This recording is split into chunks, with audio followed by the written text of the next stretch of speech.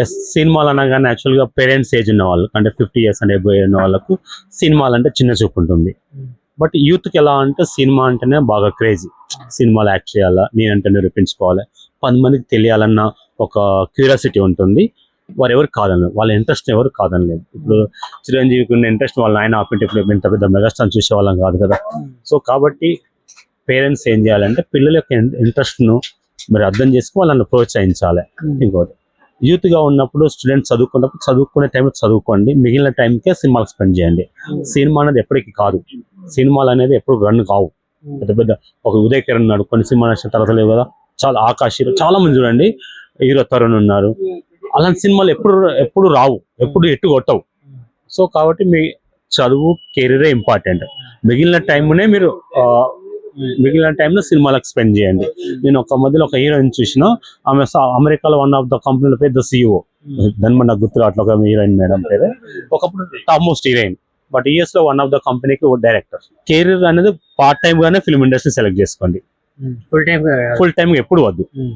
కానీ అదే ప్యాషన్ అనుకున్న వాళ్ళకి ఎట్లా మరి? అంటే సక్సెస్ అనేది ఎప్పుడు రాదు, చాలా మందికి సక్సెస్ అనేది ఎప్పుడు రాదు, వచ్చిన ఎప్పుడు మనతో ఉండదు.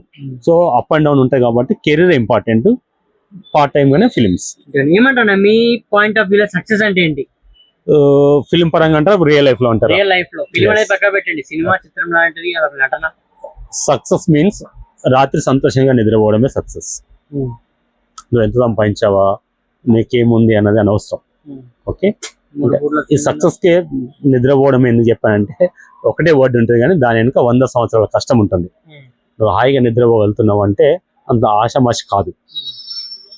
అదే నన్ను ఇప్పుడు ఏం సంపాదించిన యువత కూడా మంచిగా ఉదయాన్నే 10 వరకు పంతురు.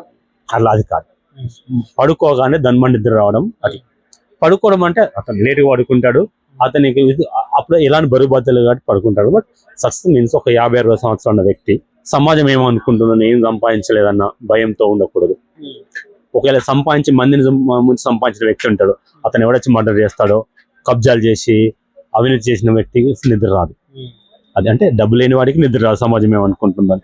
తెల్లవారితో బరువు బాధ్యత గుర్తొస్తాయి కాబట్టి వాడికి నిద్ర రాదు. డబ్బు అక్రమంగా సంపాదించిన వాడికి కూడా నిద్ర రాదు. సో సక్సెస్ మీనింగ్ ఎందుకు, నిద్రని ఎందుకు చెప్పాను అంటే, మీరు కనుక న్యాయంగా సంపాదించి ఉంటే హాయిగా నిద్ర వస్తుంది. సక్సెస్ మీన్స్ మీరు బతుకుతూ 10 మందికి జీవనోపాధి కల్పించి ఒక ఆనందం, మీ చుట్టూ అందరితో పాటు ఆనందంగా ఉండగలడమే సక్సెస్. చెప్పొచ్చా మిమ్మల్ని ఒక సక్సెస్ఫుల్ పర్సన్ గా చెప్పుకోవచ్చా? Yes, I'm successful man but not earn money. Success man అంటే అలా అంటే నా అవసరానికి నేను సంపాదిస్తున్నాను, అది నాకు సరిపోతుంది. ఓకే, అంటే మనీ అనేది ఎప్పుడు మన అవసరానికి సంపాదించుకోవాలి. ఎక్సెస్ సంపాదించడం కూడా నాట్ ఫర్ గుడ్. అంటే సంపాదించకపోవడం ఎంత అన్హెల్తీనో, ఎక్కువ సంపాదించడం కూడా ఒక రోగమే. అంటే ఏమంటున్నా, మొత్తానికి వాస్తవానికి బయట సమాజంలో డబ్బు కోసం అనేక మార్గాలు ఎంచుకుంటా ఉన్నారు. సరైన అంశమేనది. అతను ఎందుకు సంపాదించాలి, అలా అవినీతి పడి కక్కుతి పడి ఎందుకు సంపాదిస్తున్నాడో దానికి కారణం వెతికితే మళ్ళీ అగైన్ మనమే. ఒక వ్యక్తి మనం తప్పు పడుతున్నామంటే అది మన దగ్గరే ఉంటుంది. మనం డబ్బున్న వాడికి విలువిస్తున్నాం. రేంజ్ రోవర్ కార్లు వెళ్తున్నాడా, బంజారాస్ లో బిల్డింగ్ ఉందా, మెడల కేజీ బంగారం ఉందా, అలా ఉన్న వాటికి విలువిస్తున్నాం. అంటే సమాజం మనం చూసే దృక్పథమే మారినప్పుడు అతను అభ్యర్థిగా ఏం చేస్తాడు, గౌరవం కోసం డబ్బు కోసం కక్కుతి, నానా తెల్లవారితే ఎలా సంపాదించాలి అది సహజము.